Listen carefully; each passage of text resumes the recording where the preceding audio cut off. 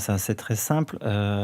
Donc moi, je sortais d'un petit pavillon bourgeois. On n'avait presque pas des domestiques, mais on avait des gens qui venaient nous s'occuper de notre jardin, des choses comme ça. Voilà. Je suis arrivé vraiment dans un autre monde. S'installer dans un appartement, c'est un événement. Un mélange d'émotions, impatience, curiosité, appréhension. On s'imprègne de l'ambiance, des odeurs, de l'esprit des lieux. Mais à la Tour d'Assas, quartier de 22 étages, c'est bien plus que ça. Cet épisode nous raconte l'arrivée des habitants dans la tour, entre nostalgie et enthousiasme.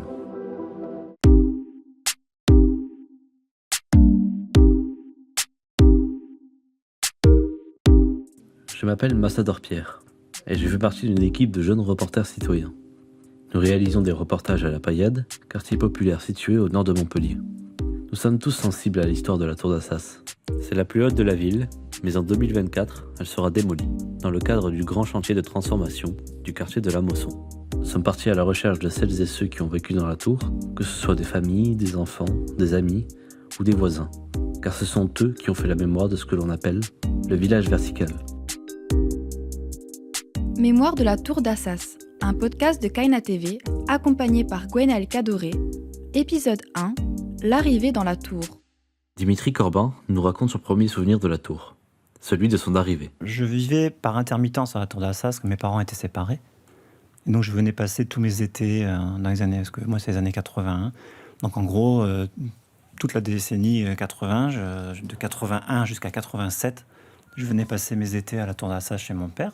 Dire que je suis content d'arriver à la Tour d'Assas, pas forcément, parce que c'était suite au décès de ma mère. Et donc je suis arrivé à l'âge de 12 ans à la Tour. Mais après, voilà, ça, l'intégration s'est bien faite.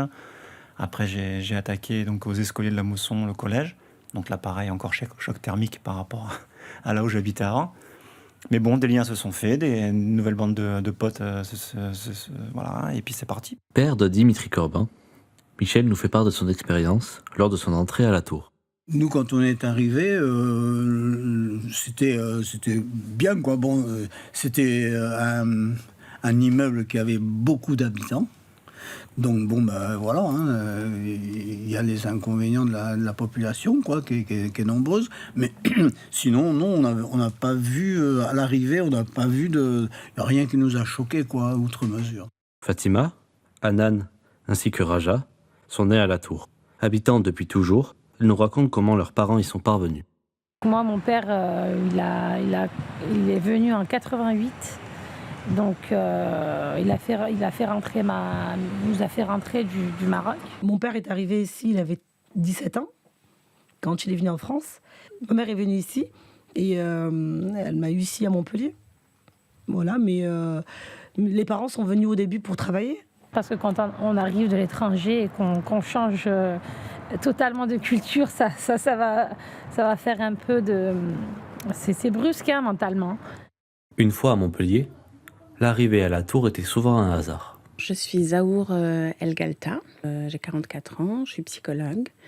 J'ai grandi sur le quartier de la Paillade. Alors, je suis arrivée à la Tour d'Assas dans le cadre du regroupement familial. Mon père avait été sélectionné donc, au Maroc quand il y a eu toute la campagne de recrutement de mineurs. Donc, il est arrivé pour travailler dans les mines dans le haut de la France. Et puis, il est redescendu dans le sud, à la fois pour retrouver un climat qu'il connaissait. Donc, je suis arrivée en France dans ce cadre-là. Et notre premier logement était à la Tour d'Assas. Mohamed Belfaki nous raconte aujourd'hui ses toutes premières impressions lors de ses débuts à la tour. Après 2000 km de route, on s'est garé en bas.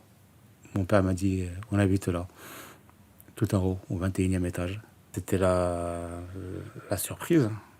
La surprise, c'était la première fois que je voyais une tour aussi grande. Nous, au Maroc, on a des maisons avec un étage. Alors quand on arrive avec une grande tour comme ça, c'était la première fois. Donc voilà, c'est les enfants, c'est les yeux d'un enfant ébahis, quoi. On s'attend pas à ça.